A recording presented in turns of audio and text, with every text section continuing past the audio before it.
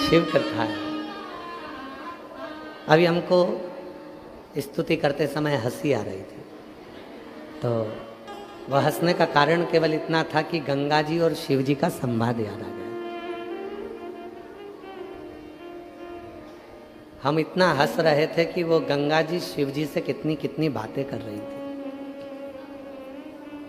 और जितनी भी बात गंगा जी की शिव जी से हुई है वो किसी और घाट पर नहीं हुई, जो काशी के घाट पर हुई है। काशी के घाट पर। और वो कोई साधारण सी बातें नहीं थी गंगा जी और शिव जी की जिसके पीछे हमको हंसी आ रही थी। हम पूरी स्तुति में ही हंसते रहे, और इतनी तेज तेज हंसी आ रही थी कि स्तुति नहीं होती तो खिलखिला के हंस देते।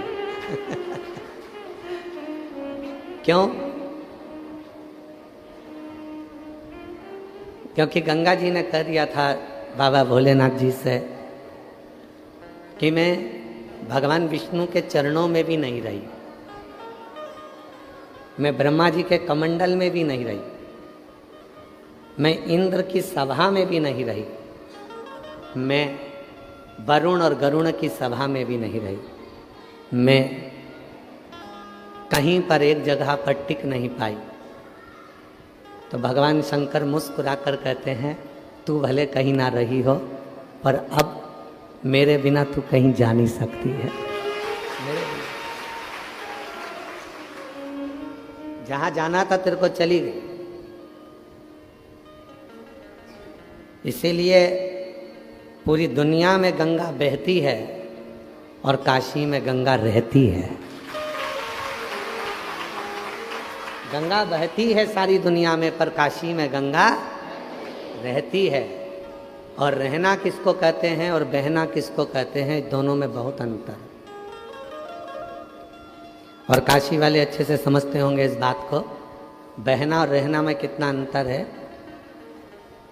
चले गए, शॉपिंग कर ली, सामान खरीद लिया, कोई सामान अपना एकत्रित कर लिया, ले लिया, इसको कह देते हैं बहना। ठीक है? पर रहना किसको कहते हैं? किसी बहू को देखो जो अपने मायके में रहती है तो समझ लो कि वो बह रही है, और ससुराल में रह रही है तो मतलब वो रह रही है। ससुराल में रह रही है वो। अब गंगा जी काशी में रहती है। और रहना किसको कहते हैं? ऋषिकेश में खूब उछली, गंगोत्री में खूब उछली, हरिद्वार में खूब उछली, पूरे गंगा के मार्ग में गंगा जी इतनी उछलती है, इतनी उछलती है, पर काशी में गंगा उछलती नहीं है, रहती है, शांत रहती है। यहाँ रहती है तो शांत। उसको मालूम है कि यहाँ विश्वनाथ है। हर जगह पर गंगा जी का शोर नजर आता है, पर काशी में गंगा शोर नहीं मचाती है। काशी में गंगा शोर नहीं मचाती।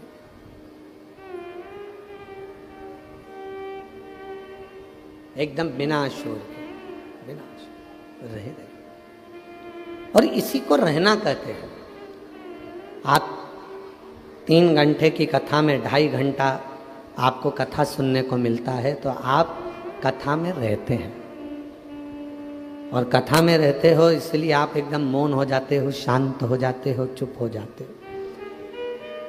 आपको मालूम है कि अगर कथा में मौन होकर मैं अगर बैठूंगी और कुछ पाऊंगी तो वो मुझे 3 महीने के अंदर मेरी झोली में मेरा बाबा दे देगा। उसको मालूम।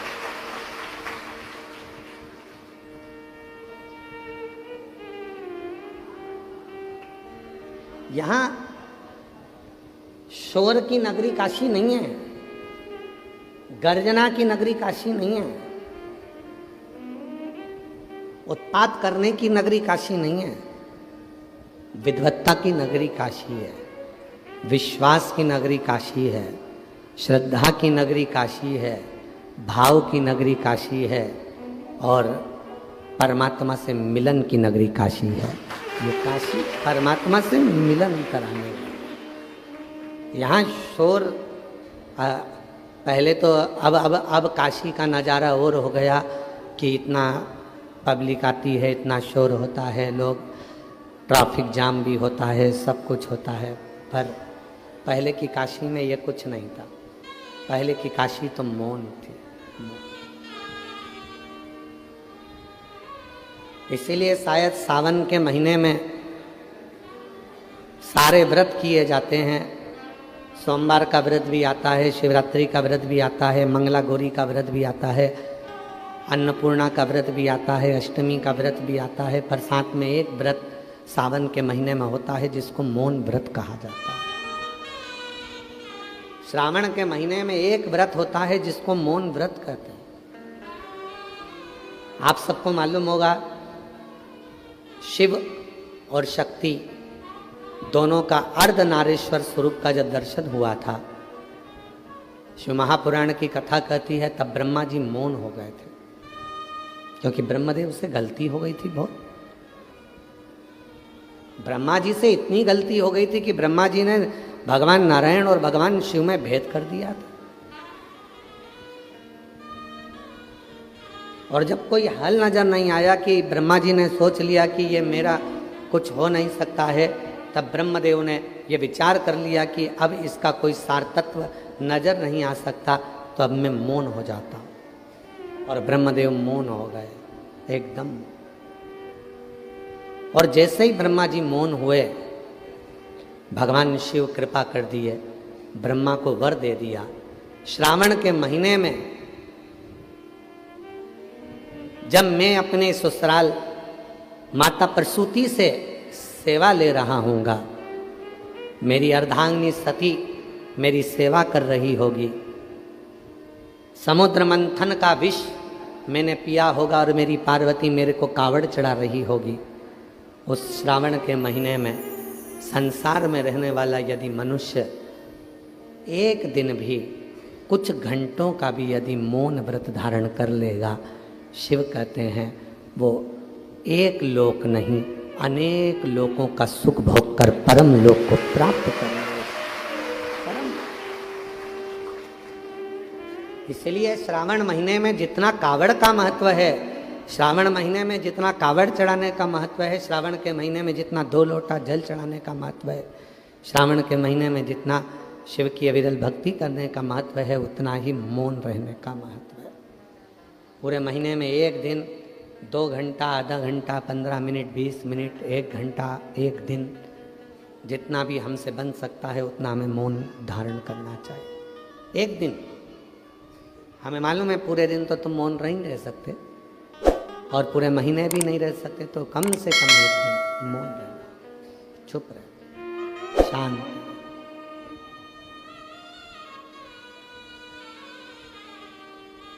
बहने वाली गंगा भी काशी में आकर रहना पसंद करती। और एक दिन ऐसा आया, एक दिन ये स्थिति हो गई काशी में कि गंगा जी तो उछल पड़ी, बहुत उछली। और गंगा महारानी जब उछली तो देखा कि ये तो बहुत उछल रही हैं, तो भोलेनाथ जी को लगा गंगा और काशी में आकर इतनी उछले, ये ठीक नहीं है। शिव जी ने अपना त्रिशूल लिया, गाड़ दिया, और जो गाड़ा गंगा मैया वहीं से टकराई और वापिस लौट कर निकल गई। उस स्थान का नाम आज भी, उस स्थान को शूलकंठेश्वर महादेव के नाम से जाना जाता है। जिस स्थान पर गंगा जी के लिए भगवान शंकर ने त्रिशूल रख दिया और गंगा मैया वहीं से वापिस की और वापिस लौट पड़ी। पुनः बोल शूलकंठेश्वर महादेव की, पुनः लौटी।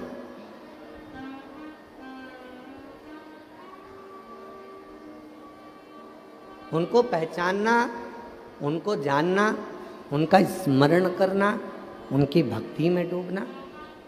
शिव जानते थे, भगवान शंकर के स्मरण में था कि गंगा अविरल बही है, उछली है, तो हो सकता है कि काशी में भी उछले, हो सकता है।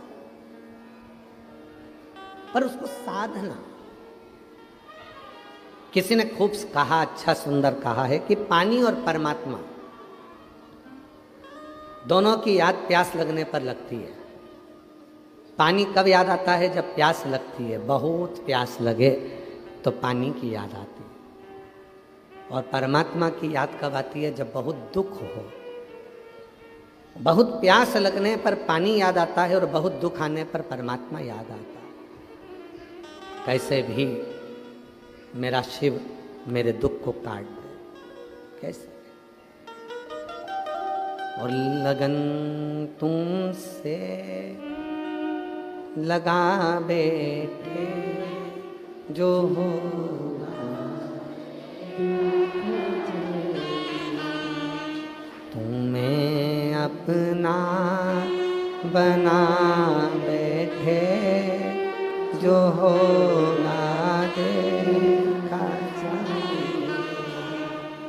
लगन तुमसे लगा बैठे, जो होगा देखा जाए। तुम्हें अपना बना बैठे, जो होगा देखा जाए। तुमसे जो लगन लगी है, जो मन तुम्हारी ओर केंद्रित हुआ है, बस वो लगन लगी है।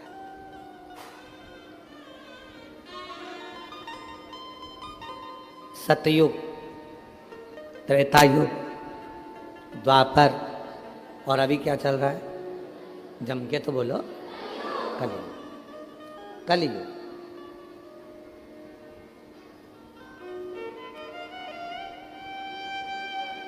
शिव जी के जितने भक्त हैं ना, वो सब भगवान भोलेनाथ जी से कहते हैं कि सतयुग में तो हमको अनुष्ठान करना पड़ता था, यज्ञ करना पड़ता था।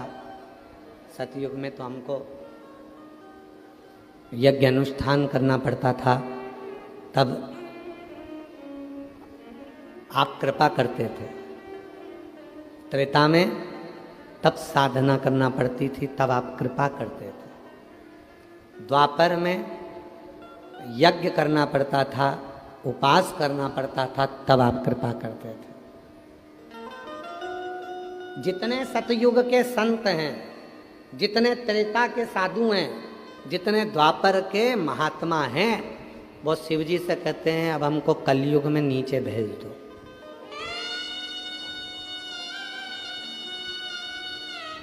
अब हमको कलयुग में नीचे भेज दो। शिव जी ने पूछा क्यों, किस लिए, काय को, किस कारण? तो सतयुग के संत कहते हैं, त्रेता के संत कहते हैं, द्वापर के संत कहते हैं पहले हम यज्ञ करते थे तब शिव प्रसन्न होते थे, व्रत करते थे तब शिव प्रसन्न होते थे, साधना उपासना करते थे तब शिव प्रसन्न होते थे। पर अब हमको कलयुग में भेज दो, क्योंकि एक लोटा जल से शिव प्रसन्न हो जाते हैं। एक लोटा जल सारी समस्या का। अब शिव केवल एक लोटे जल से प्रसन्न हो जाते हैं, केवल एक लोटा जल। अब उस जल को चाहे तुम, कोई कहे कि ये गंगा नदी का पानी है, कोई कहे गटर का पानी है, कोई कहे कारपोरेशन का पानी है, कोई कहे नगर पालिका का पानी है, कोई कहे टंकी का पानी है, कोई कहे खड्डे का पानी है, तुम कुछ भी कहते रहो। शिव जी अगर पानी देखते होते तो तुमसे पानी मांगते ही नहीं। शिव जी अगर फूल देखते होते तो तुमसे फूल मांगते ही नहीं। शिव महापुराण में, स्कंद पुराण में, भविष्य पुराण में, अग्नि पुराण में, नर्मदा पुराण में, लिंग पुराण में, नारद पुराण में, ब्रह्मवैवर्त पुराण में, कूर्म पुराण में, मत्स्य पुराण में, विष्णु पुराण में, श्रीमद् भागवत पुराण में, जितनी पुराणे हैं और जितनी उनकी उप पुराण है, उसमें ये नहीं लिखा कि जल कहाँ का लेकर आना, उसमें तो ये लिखा भाव से अगर तूने आंख के अश्रु भी चढ़ा दिए तो भी शिव स्वीकार करिएगा, तो भी शिव स्वीकार करिएगा। चलो जाने दो, अब एक कथा सुनो नरसिंह मेहता जी की। नानी बाई का मायरा सांवरिया सेठ ने भरा था, पर सांवरिया सेठ से मिलाने वाला नरसिंह जी को थे कौन? भगवान देव अधिदेव महादेव। जरा विचार करिए, थोड़ा संगीत सब थोड़ा शांति से रहे। सांवरिया सेठ से शिव जी को मिलाने वाला कौन था? कौन? विचार करना जरा। बड़ी भाभी ने देवर को धक्के मार के निकाल दिया। नरसिंह मेहता जी रोते हुए कहाँ जाते? तो बड़े भाई सारंगधर ने कह दिया कि वो टूटा हुआ शिव जी का मंदिर है, वहाँ चले जा। टूटे हुए शिव जी के मंदिर में भेज दिया, और टूटे हुए शिव जी के मंदिर में नरसिंह जी चले गए। ना लोटा था, ना जल था, ना फूल था, ना पत्र था, ना भोग था, ना भोजन था, कुछ कुछ। क्या करा नरसिंह जी ने? पूरी रात नरसिंह जी शिवलिंग को गले लगाकर रोते रहे। पूरी रात नरसिंह जी शिवलिंग को गले लगाकर रोते रहे, पूरी रात। सुबह ब्रह्म मुहूर्त में भगवान शंकर ने नरसिंह जी को नंदी पर बिठाया और सांवरिया सेठ का दर्शन कराने के लिए गौलोक धाम ले गए।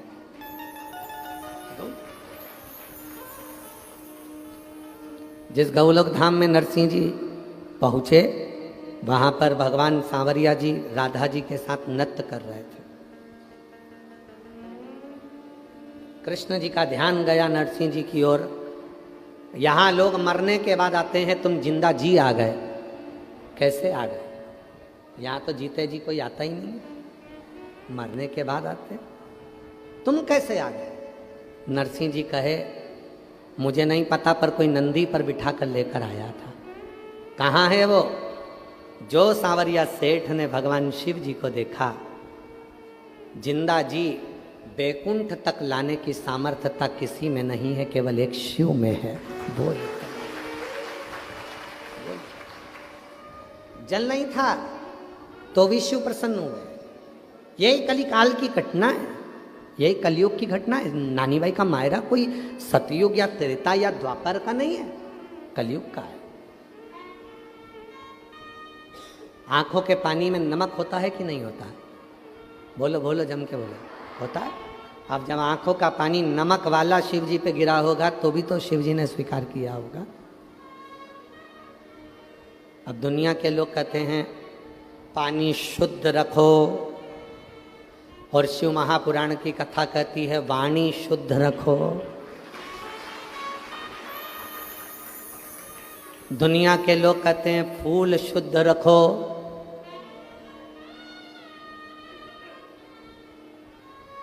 एक पुष्प होता है पारिजात का पुष्प, देखा है आप लोगों ने? पारिजात का पुष्प, उस पुष्प को तोड़ा नहीं जाता।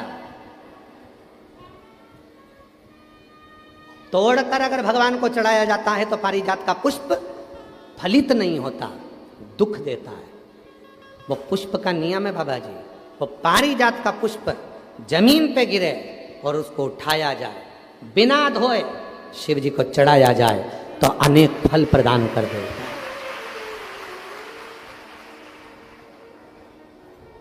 बिना धोए।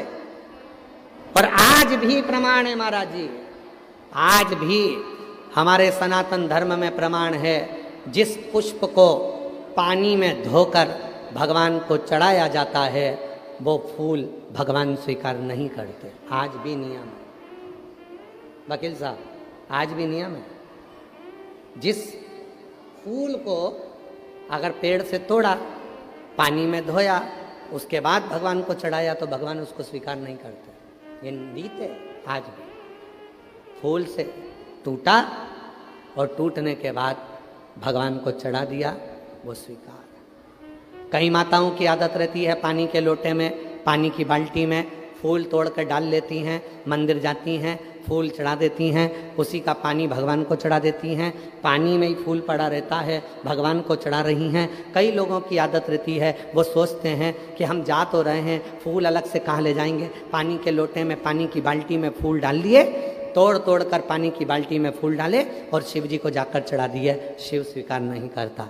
पूरी पुराण को उठाकर देखना, कहीं नहीं लिखा कि फूल को धोकर शिव को चढ़ाना। यहाँ तक लिख दिया कि पारिजात का यदि फूल, और ये पारिजात का फूल कब आया था, अभी अभी हमने कथा में वर्णन किया था, सीहोर की कथा में,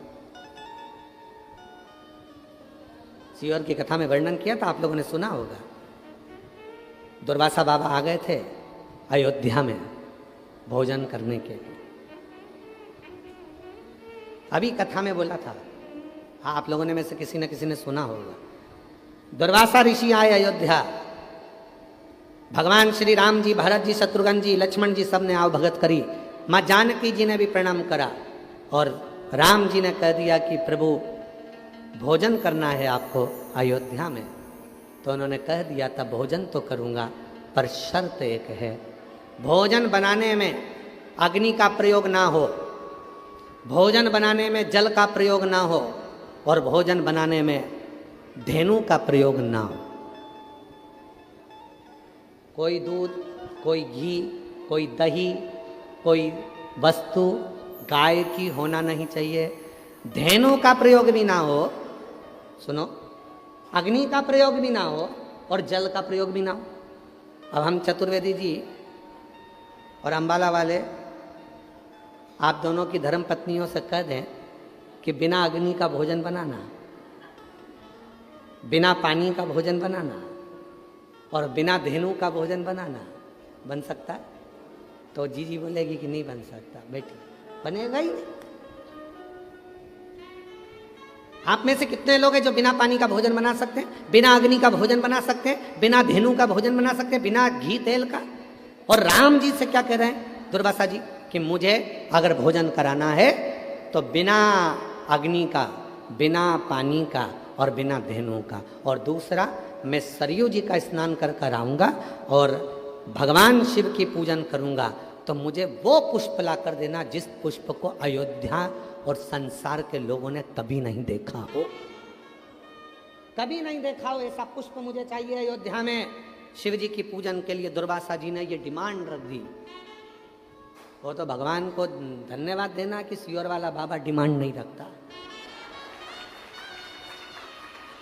दुर्वासा जी ने डिमांड रखी कि अग्नि में बना हुआ भोजन नहीं चाहिए, पानी से बना हुआ भोजन नहीं चाहिए, धेनु से निर्मित भोजन नहीं चाहिए, और वो फूल शिव जी की पूजन में चाहिए जो पूरी दुनिया ने ना देखा हो, पृथ्वी पर किसी ने नहीं देखा, वो फूल चाहिए, वो पुष्प, वो पुष्प चाहिए।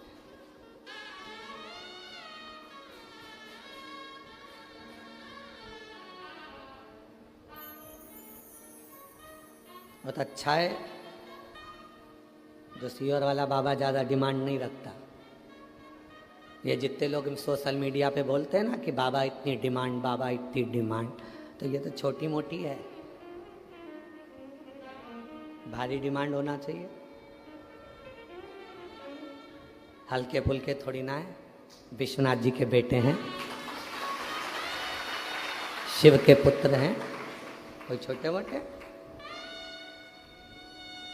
अब राम जी चिंता में पड़ गए।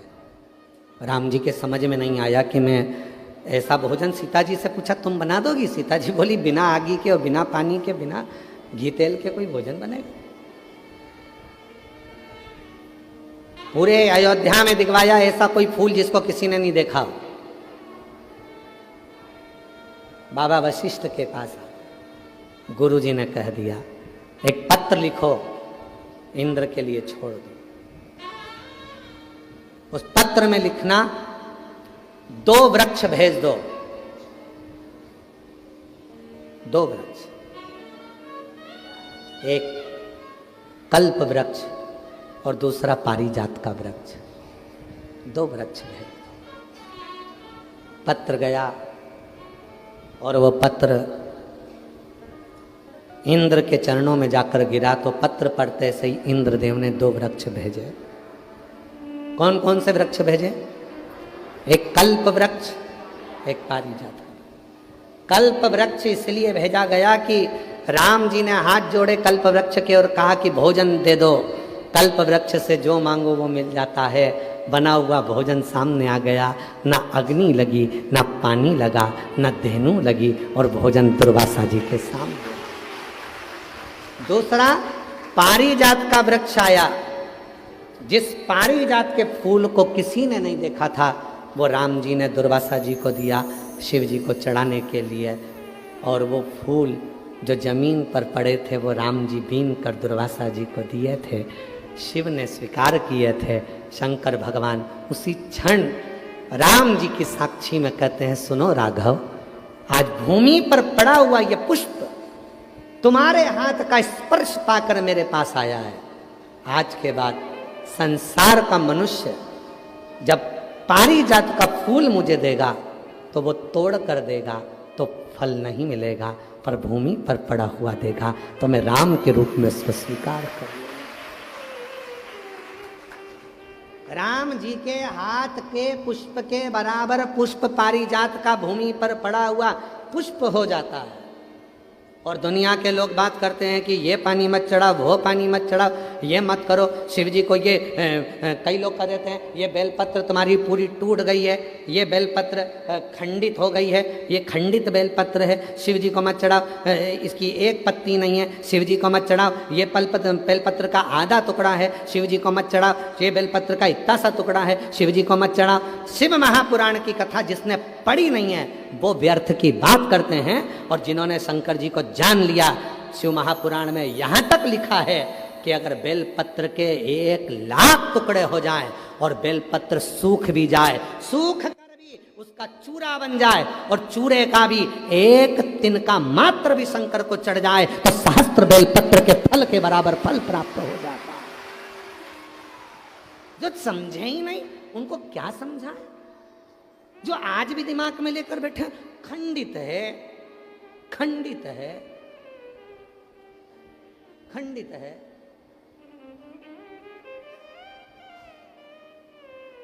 खंडित है। कई लोगों के दिमाग में बैठा रहता है। और आप लोगों से निवेदन है, आज की कथा में से ये वाला वीडियो काट के डाल देना आप लोग। जो लोग कहते हैं बेलपत्र खंडित है, बेलपत्र का टुकड़े से टुकड़ा, टुकड़े से टुकड़ा भी अगर है और वो भी अगर शिव को समर्पित है तो वो भी सहस्त्र बेलपत्र के बराबर हमें फल दे रहा है। सहस्त्र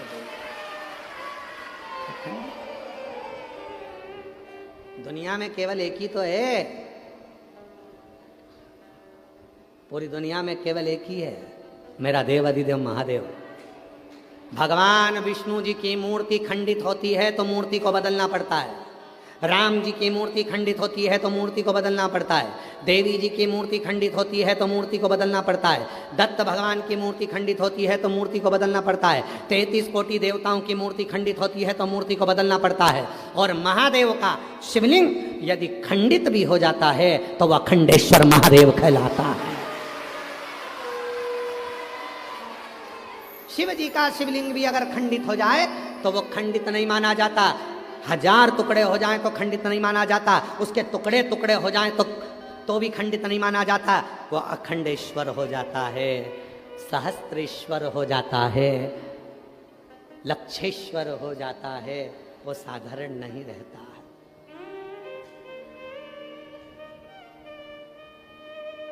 लक्षेश्वर अखंड है, वो खंडित ही नहीं हुआ। सारी दुनिया में सबसे ज्यादा आक्रमण अगर द्रोहियों ने करे हैं तो काशी पर करे हैं। अगर विधर्मियों ने सबसे ज्यादा आक्रमण करे तो काशी विश्वनाथ पर करे। सब कुछ तोड़ लिया उन्होंने, पर काशी आज भी अजर और अमर जैसी खड़ी की खड़ी है। अजर अमर है। गली गली के मकान तोड़कर देख लो, हर मकान के नीचे से शिवलिंग निकलेगा, हर ओटले के नीचे से शिवलिंग निकलेगा, हर भूमि के नीचे से शिवलिंग निकलेगा। विद्रोहियों ने पूरी तरह से शिवलिंगों को खंडित कर कर देख लिया, पर उनको क्या मालूम था ये विश्वनाथ है जो दुनिया का भरण पोषण करने वाला है, ये कभी खंडित नहीं होता, ये तो अखंड है और अखंड ही रहेगा। ये अखंड है और अखंड ही रहेगा। ये कोई साधारण नहीं है, इसको समझना साधारण नहीं है।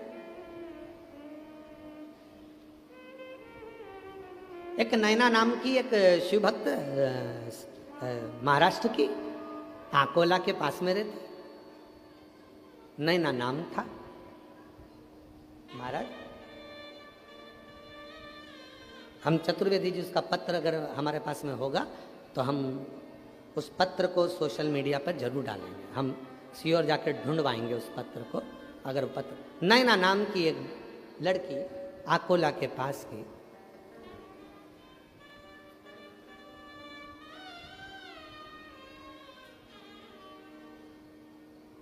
हॉस्पिटल में जॉब करती,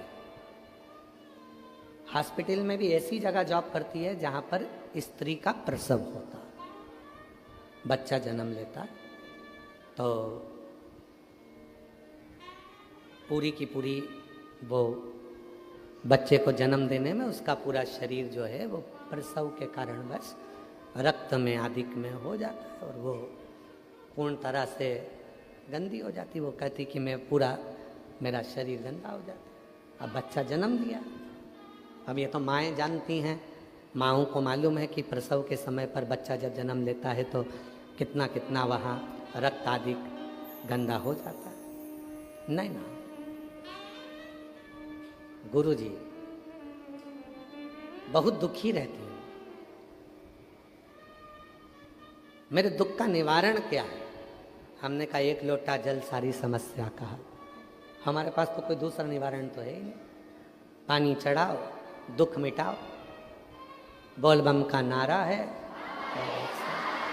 श्री शिवाय, इसके सिवाय तो हमारे पास कुछ दूसरी चीजें है ही नहीं। दुनिया के लोगों के पास में बहुत सारी चीजें हैं, कोई भभूति दे देगा, कोई बेल दे देगा, कोई नारियल दे देगा, कोई कुछ दे देगा, हमारे पास तो ये भी नहीं है।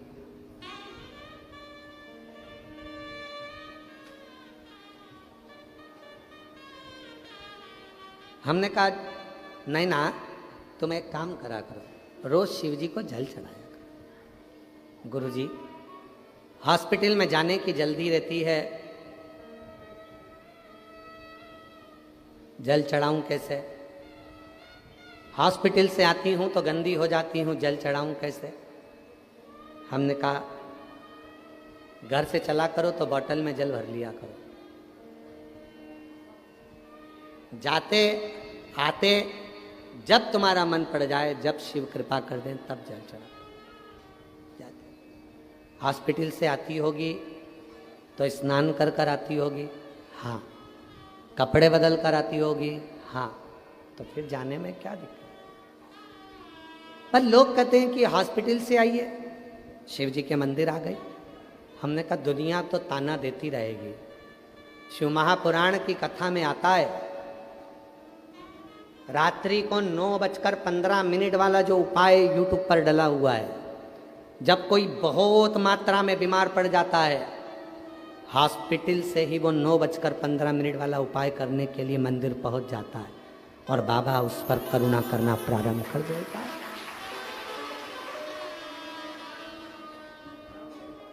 शिव गंदा शरीर नहीं देखे हैं, शिव गंदा मन देखते हैं।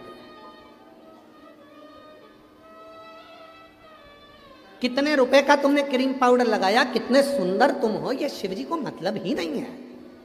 क्या करेगा वो तुम्हारी सुंदरता से? करेगा क्या? जिनके आगे स्वयं मां जगत जननी पार्वती जी भी फीकी हैं, जिनके आगे स्वयं जगत जननी जगदम्बा अम्बा भी स्वरूप में फीकी हैं, वो शिव जी कितने सुंदर हैं, तो तुम्हारी सुंदरता से उसको कोई मतलब तो है नहीं। तेरी प्रतिमा कितनी सुंदर, तो कितना सुंदर।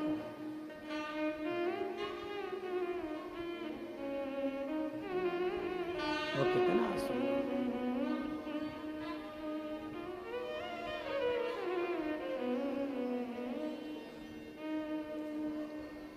कितना सुंदर होगा। तेरी प्रतिमा कितनी सुंदर, तो कितना सुंदर, तो कितना सुंदर। जरा विचार करो, कितना सुंदर है।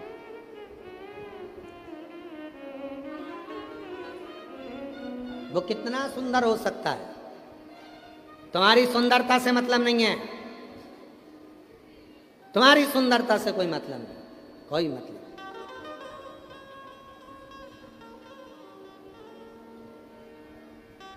नाथू भगत की कथा याद है आप लोगों को? काशी में रहने वाले, जितने काशी में रहने वाले, नाथू भगत की कथा आप लोगों के स्मरण में होगी। नाथू भगत शिव का परम उपासक, गंगा जी के तट पर रहता था। 80 घाट के नजदीक में एक बड़ा सा किला था। उस किले के एक आले में वो रहता था, किले के आले में। और वो किले के घाट के किले के आले में। अब थोड़ा ध्यान देना तुम लोग, जरा सा स्मरण रखिएगा। आप लोग तो काशी के रहने वाले हो। गंगा के घाट पर बहुत बड़े बड़े घाट हैं। घाट के अंदर जहाँ लोग खड़े होकर नहाते हैं, ऐसे गोल गोल चबूतरे बने रहते हैं, उसके अंदर आले बने रहते हैं। आले, उस आले के अंदर नाथू भगत रहता था। जितने काशी वाले हैं उन सब के स्मरण में एक कथा होगी कि वो नाथू भगत काशी में रहता और 80 घाट के नजदीक में केदार खंड के अंतर्गत निवास करता। नाथू भगत जिसको भी प्रवचन देता था, बोलता था, तो एक ही बात कहता था, कभी उसने काशी से बाहर पांव नहीं रखा। कैलाश नहीं गया क्योंकि उसको मालूम है कैलाश मेरी काशी में है। कभी देवी का दर्शन करने नहीं गया क्योंकि 9 देवियां मेरी काशी में है। किसी गौरी का दर्शन करने नहीं गया क्योंकि 9 गौरी मेरी काशी में है। किसी विनायक का दर्शन करने नहीं गया क्योंकि अष्टविनायक मेरी काशी में है। किसी हनुमान जी के मंदिर दर्शन करने नहीं गया क्योंकि सारे हनुमान मेरी काशी में है। किसी देवता के धाम नहीं गया क्योंकि सारे देवता मेरी काशी में है। वो नाथू भगत 10 साल में उसका एक नियम था, वो भंडारा करता था। कितने साल में? 10 साल में भंडारा करता था वो नाथू भगत। भंडारा कैसा करता था? तुम भंडारा कैसे करते हो? पूड़ी बनाते हो, सब्जी बनाते हो, बिस्कुट बांटते हो, टॉफी बांटते हो, सब कुछ बांटते हो। वो नाथू भगत वो कहता था, मैं भंडारा उस चीज का करूंगा जो मेरे शिवजी ने मुझको दिया है। जो मेरा है ही नहीं उसका मैं भंडारा कैसे करूं? 5000 रुपए तुम दो, आज खीर बांटेंगे, ये भंडारा नहीं है। तेल का पीपा तुम दो, आज पूड़ी सब्जी बनाकर बांटेंगे, ये भंडारा नहीं है। आज बटुकों का भोजन होगा, मालपुआ रबड़ी बनेगा, 20,000 रुपए तुम दो, ये भंडारा नहीं है। कहीं से लेकर आ गए दे दिया, ये भंडारा नहीं है। नाथू भगत काशी की पवित्र भूमि का वो संत था शिव का। वो कहता था, मेरे भगवान ने जो मुझे दिया है मैं भंडारा उसका करूंगा। क्या करता था? अपने शरीर को खंभे से ठोक लेता था, शिव शिव शिव शिव शिव कहकर ठोकता। शरीर में घाव हो जाते, शरीर में घाव होते, उसमें कीड़े पड़ जाते। शरीर के अंदर कीड़े पड़ते और वो कीड़े शरीर को खाते। 15 दिन तक भंडारा उसके शरीर का देता वो नाथू भगत, और 16वें दिन माँ गंगा में जाके डुबकी लगाता, पूरा शरीर ठीक हो जाता।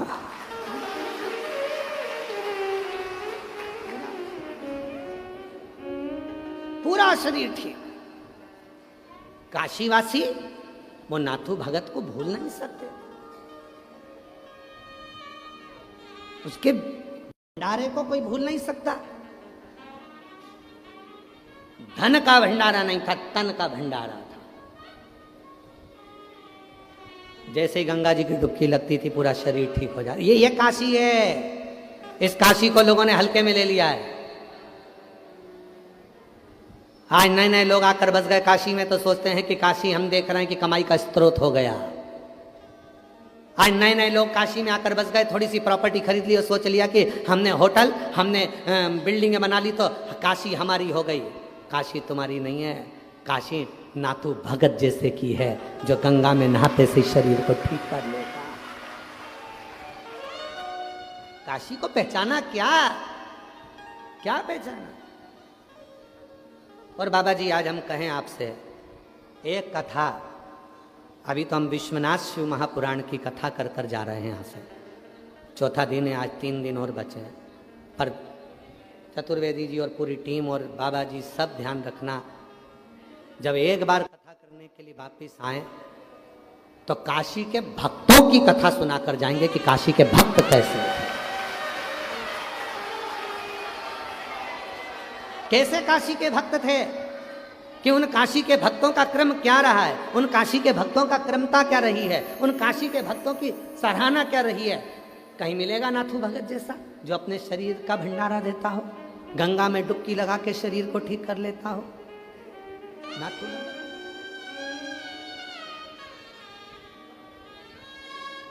आओ काशी के एक भगत की ओर बात करें तो विपण्णन, काशी का एक भगत विपण्णन मणिकर्णिका पर रहता था।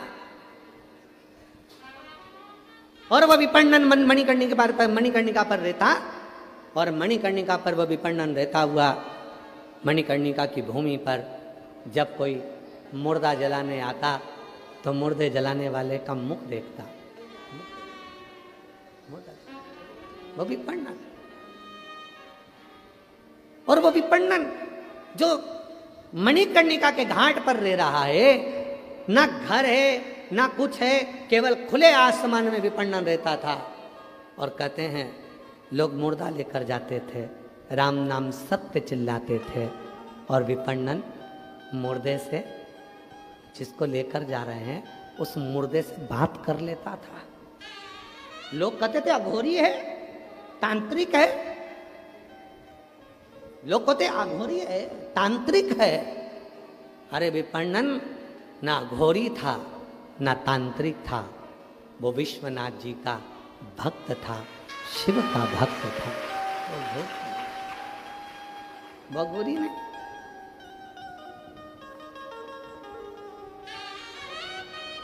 और मैंने लाख सहारे छोड़ दिए, बस तेरा सहारा। मैंने लाख सहारे छोड़ दिए, एक तेरा सहारा,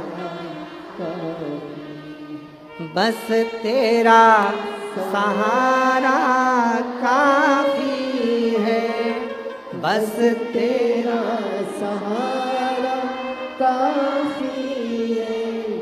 मैंने लाख गवारे छोड़ दिए, एक तेरा दुआरा काफी है।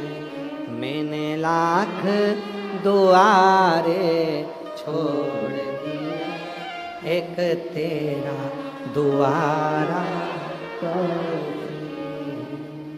मैंने बस एक द्वारा, एक दरवाजा देख लिया, वो तेरा।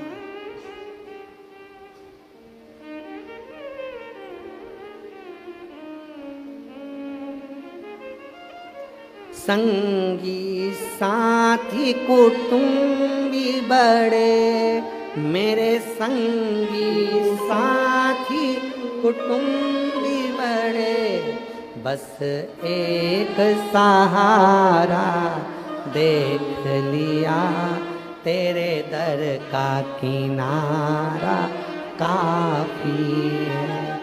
बस एक सहारा देख लिया, तेरे दर का किनारा काफी है।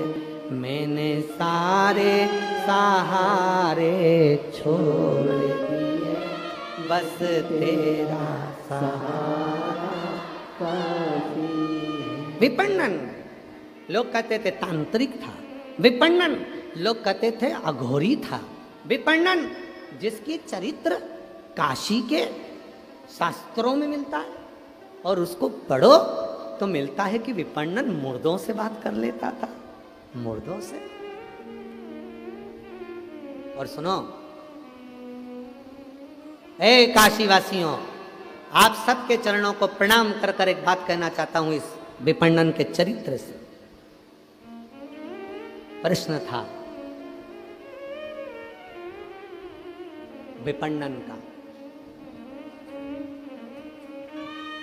एक ब्राह्मण मस्तक पर त्रिपुंड, गले में रुद्राक्ष की माला,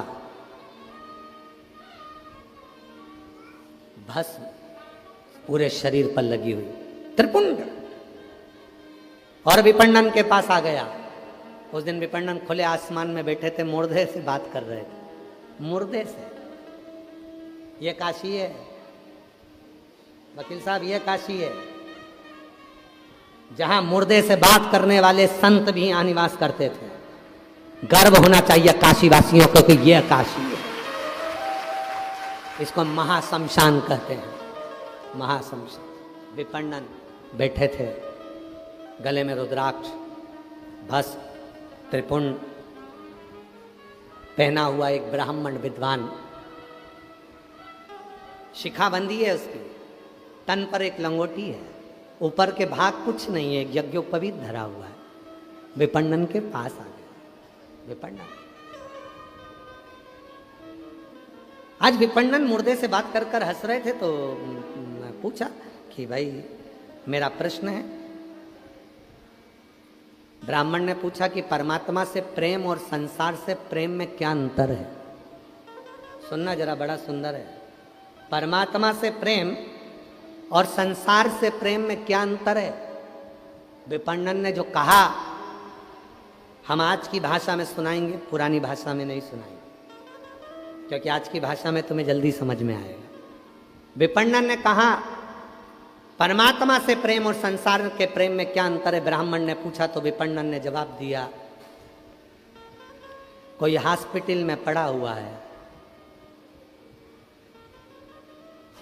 घर से लोग भोजन ले जाने को टेंशन समझ रहे हैं, ये संसार का प्रेम है।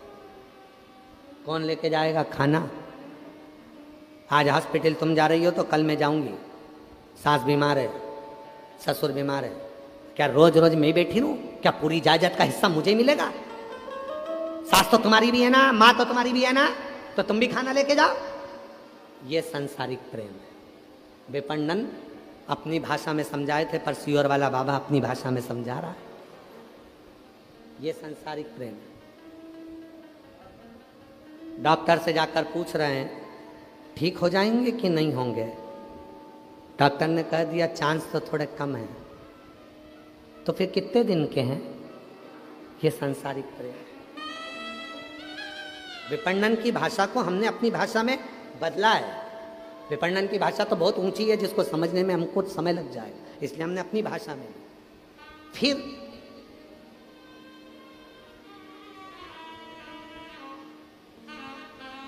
डॉक्टर साहब इनको खाने में क्या दें? 4-5 रोटी देंगे, 2-4 रोटी देंगे तो गंदगी करेंगे, और गंदगी करेंगे तो पलंग पर साफ कौन करेगा? भोजन की मात्रा कम कर दी, 2 रोटी 1 रोटी, जिससे वो मलमूत्र ना करे, साफ कौन करेगा? संसारिक प्रेम है।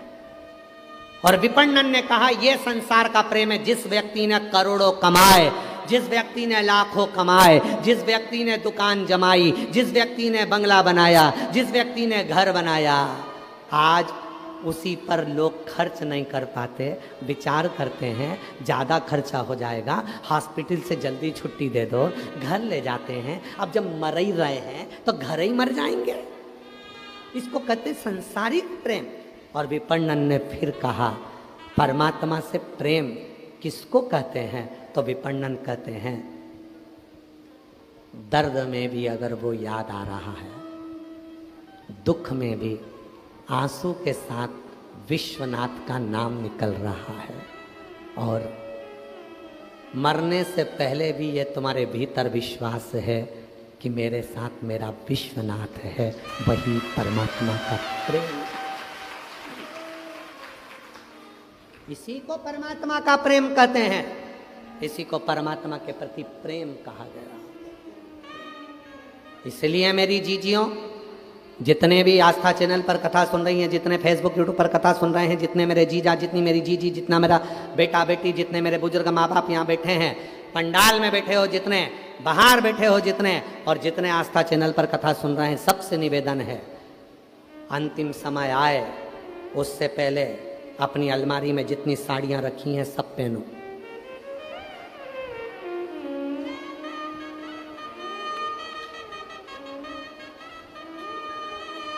कोई कहे कि बुढ़ापे में ब्यूटी पार्लर जाती है, हाँ जाऊंगी, तेरे बाप का क्या जाता, जा चल जा जा। बता 60 साल 70 साल की हो गई, इतनी हीरोइन बन के रहती है, मेरी मर्जी।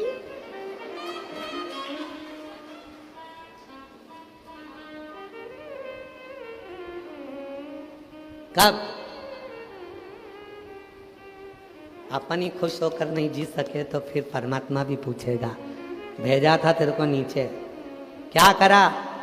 बच्चों की शादी करी, बेटियों की शादी करी, दामाद मिल गए, बहुएं आ गई, सारा काम धंधा उनको दे दिया।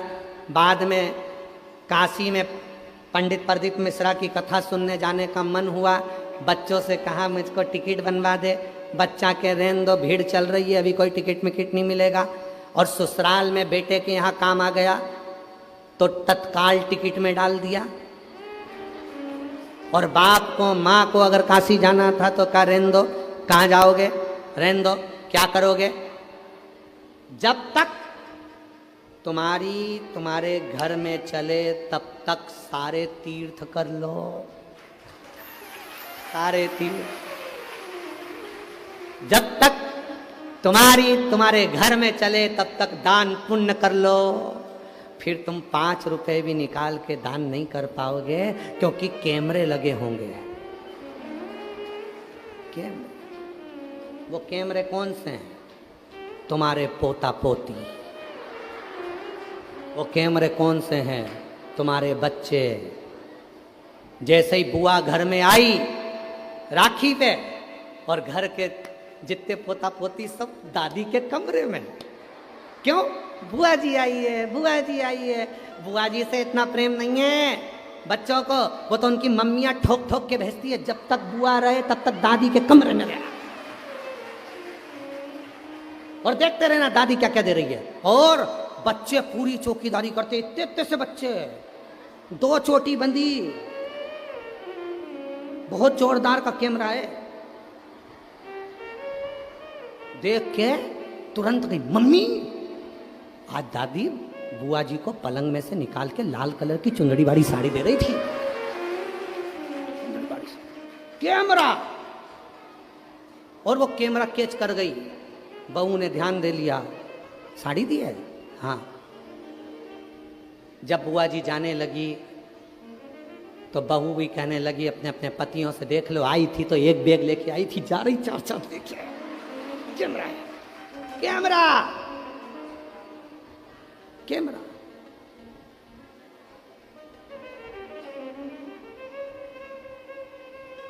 इसीलिए जब तक तुम्हारे घर में चले, जब तक तुम्हारे घर पर कमांड रहे, तब तक तीर्थ करो, दान करो, पुण्य करो, भजन करो, कीर्तन करो, बात का कोई भरोसा, बात का कोई भरोसा नहीं। शरीर शिथिल होता चले जाता है तो भजन भी नहीं हो पाता। बंसल जी, अभी तो शरीर चल रहा है तो कथा भी हो रही है। जब शरीर शिथिल हो जाता है तो कथा, भजन, कीर्तन कहाँ हो पाए? बहुत फिर तो एक ही बात रहती है, अंत समय प्रभु आना वचन दिया तो निभाना पड़ेगा। आए प्रभु कुटुंब करिया, अंत समय प्रभु आना पड़ेगा। वचन दिया तो निभाना पड़ेगा। अंत समय प्रभु आना पड़ेगा। परमात्मा से प्रेम और सांसारिक प्रेम विपणन ने बता दिया ब्राह्मण देवता को कि ये परमात्मा से प्रेम है और ये संसार का प्रेम, संसार का।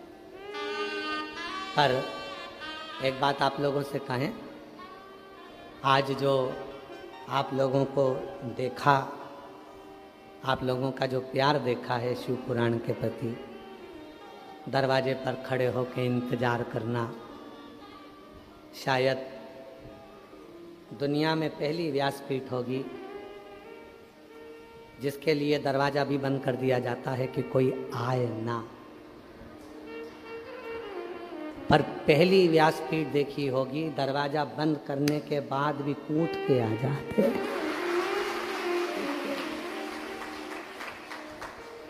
तुम हमें छुपा ना पाओगे,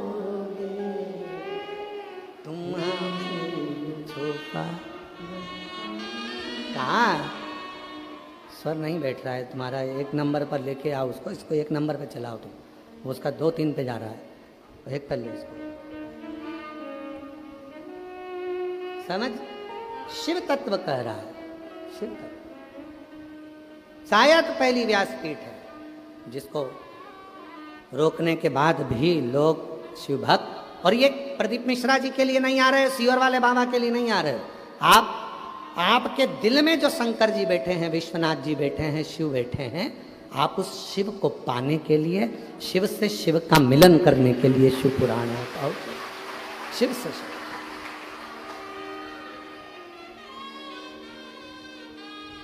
तो त्रेता, सतयुग, द्वापर, इन सारे युगों में सर्वश्रेष्ठ युग कौन सा है? कलयुग। अगर आप सब सतयुग में होते तो हवन कर रहे होते, तप कर रहे होते, आंख बंद करके बैठना होता तुमको 4-6 घंटे तक। त्रेता में होते तो भी तुम्हें तप करना पड़ता, द्वापर में होते तो भी तुम्हें यज्ञ करना होता, पर कलयुग इतना सरल, इतना सरल, एक लोटा जल सब समझता। और आज हमारे चतुर्वेदी चढ़वा दिए बिस्लेरी का जल, सुबह सुबह सुबह सुबह जल ढूंढ रहे थे मंदिर में, जल ना मिला तो चतुर्वेदी जी बोले ले बिस्लेरी का है,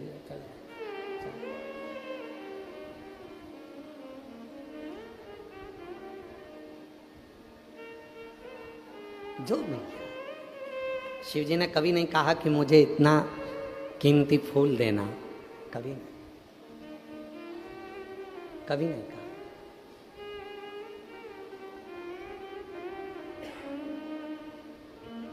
कभी नहीं शिव जी ने कहा कि मुझे इतना कीमती सामान दो, इतना कीमती फूल दो, इतना कीमती सामग्री मुझे दो।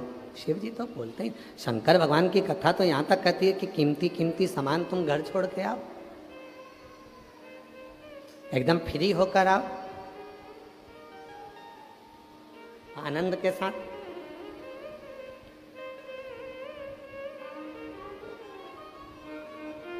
जमनादास जी का चरित्र कथा है ना, 252 वैष्णव की वार्ता में सेठ,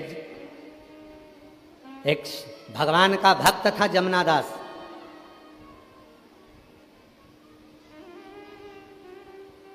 फूल वाले के पास गया फूल लेने के लिए। कितने का है? 1 रुपए का। दे दो, बाबा को चढ़ाऊंगा, श्रीनाथ जी को, गोवर्धननाथ जी को, विश्वनाथ जी को दे दो, ले। वहीं से एक सेठ जा रहा था जिसका नाम था यवनराज।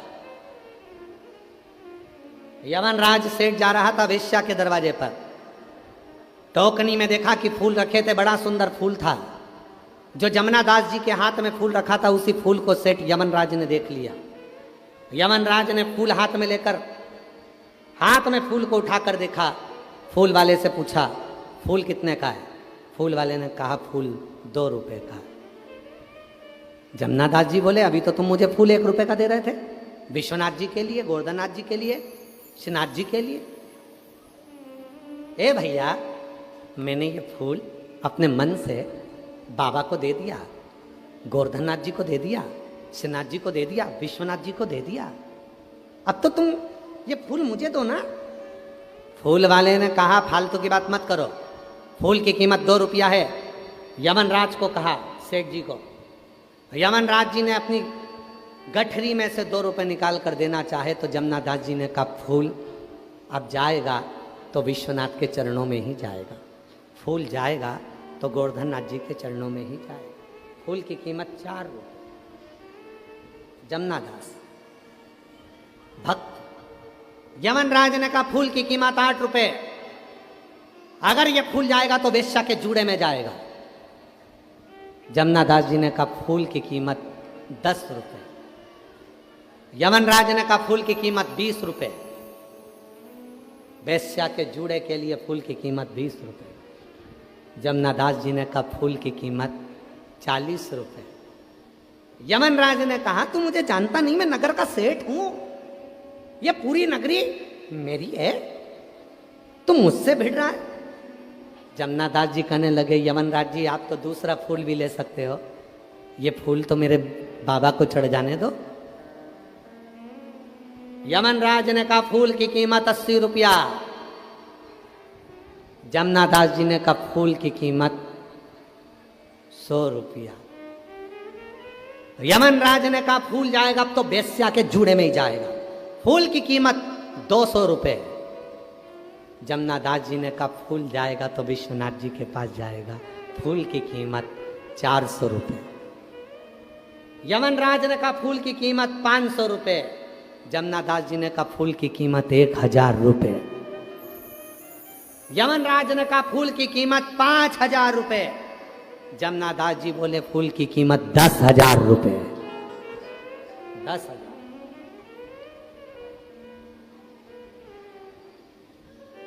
यमनराज ने पता लगाया कि ये इसके पास कितनी जमीन जायदाद है, पता करो।